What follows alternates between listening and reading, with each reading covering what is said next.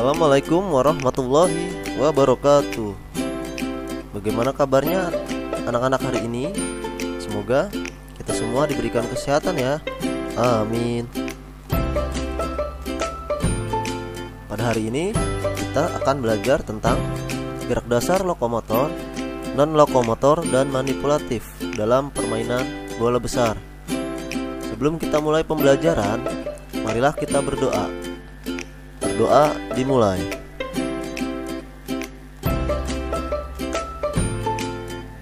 Selesai.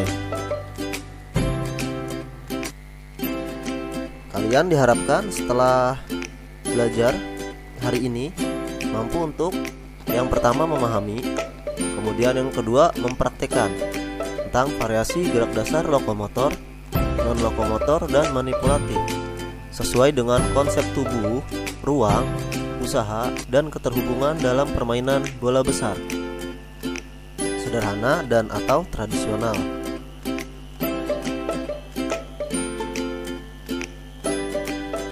Di sini pengertian lokomotor, non-lokomotor, dan manipulatif. Mungkin kalian masih ingat saat di kelas 1, 2, dan 3. Nah, di sini akan Bapak bahas kembali atau Bapak ingatkan. Mungkin ada sebagian anak yang lupa-lupa ingat. Yang pertama itu gerak lokomotor. Itu adalah gerakan yang berpindah tempat. Maksudnya berpindah tempat di sini adalah dari titik awal ke titik berikutnya. Jadi ada perpindahan titik atau titik koordinatnya.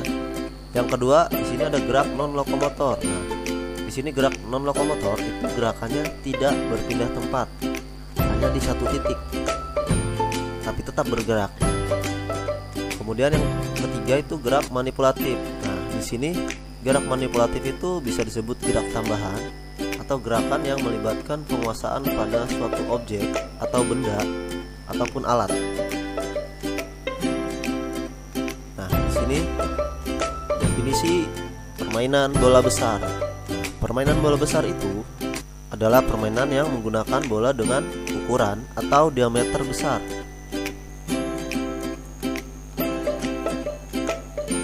Apa saja sih permainan bola besar? Contohnya yang pertama, sepak bola, kemudian bola voli, bola basket, futsal, dan sebagainya. Contohnya mungkin ada lagi seperti bola tangan yang ukurannya disebut besar. Oke, di sini sepak bola. Definisi dari sepak bola atau pengertian dari sepak bola.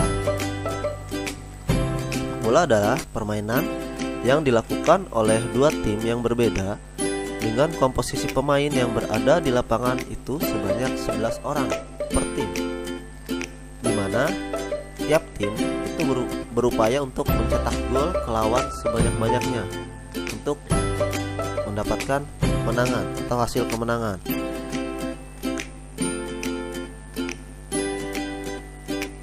Nah, di sini teknik dasar sepak bola apa saja? Di sini ada teknik menendang bola atau kicking, menendang bola. Bisa menggunakan kaki bagian dalam, punggung kaki, dan kaki bagian luar. Yang kemudian yang kedua, di sini teknik menghentikan bola atau stop atau kontrol. Ketiga, ada teknik menggiring bola atau dribbling. Di sini kalian menguasai bola sambil berlari. Kemudian yang keempat, teknik menyundul bola, yaitu heading. Digunakan untuk passing atau mengumpan ke teman. Bisa juga digunakan untuk mencetak skor ataupun bertahan. Di sini selanjutnya, teknik mengoper bola atau passing. Perbedaan heading dengan passing. Kalau heading itu menggunakan kepala, kalau passing menggunakan kaki. Nah, tambahannya itu ada namanya teknik merebut bola atau pressing. Di sini untuk merebut bola dari lawan ataupun untuk bertahan ya. Terakhir itu teknik menangkap bola. Ini khusus untuk penjaga gawang. Karena dalam permainan sepak bola yang diizinkan atau yang diperbolehkan memegang bola hanya penjaga gawang atau kiper. Yang lainnya tidak boleh. ada gambar lapangan sepak bola beserta ukurannya. Lapangan sepak bola standarnya berukuran panjang 90 hingga 120 meter, sedangkan lebarnya 45 hingga 90 meter. Disesuaikan dengan kebutuhan. Adapun ini ukurannya standar internasional. Kalaupun tidak memenuhi standar internasional tidak apa-apa, kalau hanya untuk berolahraga biasa. Nah, dalam permainan sepak bola itu waktunya hanya 2 kali 45 menit. Tapi kadang ada yang menggunakan 2 kali 30 menit. Biasanya untuk fun football ataupun trofeo. Kalau standarnya waktu normalnya itu 2 kali 45 menit yang biasa dipergunakan. Boleh dimodifikasi untuk have fun. Tiap tim terdiri dari 11 pemain. 11 pemain yang aktif, sisanya menjadi pemain cadangan atau pemain pengganti. Nah, terdapat juga kartu kuning dan kartu merah untuk setiap pelanggarannya. Kartu kuning itu untuk pelanggaran sedang, sedangkan kartu merah untuk pelanggaran yang berat. Nah, kalau kartu kuning itu atau pelanggaran yang sedang, jika dilakukan 2 kali berturut-turut dalam satu pertandingan, itu akan mendapatkan akumulasi atau berubah menjadi kartu merah. Sedangkan jika pemain langsung mendapatkan kartu merah, itu berarti pemain langsung diusir dari lapangan atau tidak boleh bermain kembali. Hukumannya 2 kali pertandingan, menunggu 2 kali pertandingan. Oke, istilah-istilah dalam sepak bola yang mungkin sedikit asing atau bahkan ada yang sudah mendengarnya. Di sini akan Bapak jelaskan untuk referensi tambahan atau untuk pelajaran tambahan ya. Yang pertama itu kick off. Biasa kalian dengar kick off. Nah, kick off di sini itu tendangan pertama sebagai tanda mulainya permainan. Biasanya dilakukan di titik tengah lapangan atau titik koordinat lapangan. Kemudian fall di sini itu pelanggaran yang terjadi dalam permainan. Setiap pelanggaran disebut fall. Dan yang berhak menentukan fall adalah seorang wasit. Kemudian offside. Nah, di sini offside itu posisi pemain atau posisi kita lebih dekat dengan penjaga lawan atau melewati dari pemain bertahan lawan dan menerima bola. Di situ offside atau tidak diperbolehkan. Kemudian ada istilah substitution atau pergantian pemain. Kemudian ada corner kick. Nah, tendangan yang dilakukan dari sudut lapangan. Kemudian ada throw in. Throw in itu lemparan bola ke dalam lapangan.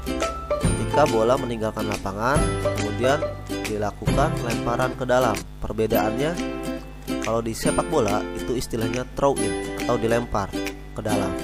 Sedangkan dalam futsal itu namanya kick in, tendangan ke dalam.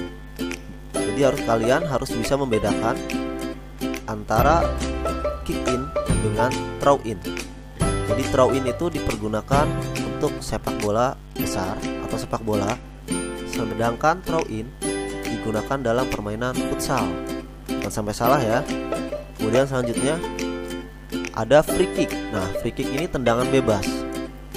Free kick terjadi jika adanya foul atau pelanggaran oleh pemain lawan. Kemudian penalty kick. Penalty kick adalah tendangan penalti.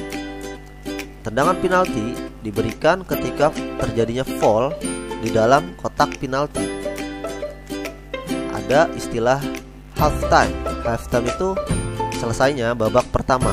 Jadi dalam sepak bola itu ada 2 babak. Ada babak pertama, ada babak kedua. Nah, untuk istilah jeda waktu atau istirahat dari babak pertama itu disebut half time. Kemudian ada istilah full time. Full time itu selesainya babak kedua atau permainan telah selesai. Nah, di sini ada injury time. Injury time ini adalah penghujung waktu tambahan di akhir-akhir babak atau di menit-menit akhir. Contoh, normalnya kan 2 kali 45 menit. Nah, di menit 45 biasanya wasit memberikan tambahan waktu 3 hingga 5 menit sesuai dengan banyaknya insiden atau pelanggaran. Jadi ini semacam bonus waktu, tambahan waktu di detik-detik akhir atau sangat krusial. Nah, ada istilah extra time. Extra time ini adalah perpanjangan waktu atau tambahan babak jika diperlukan. Contoh, kalau untuk pertandingan biasa extra time tidak ada. Extra time biasanya dipergunakan saat semifinal dan final, atau bagaimana caranya untuk mendapatkan juara. Nah, kemudian ada referee. Referee ini wasit.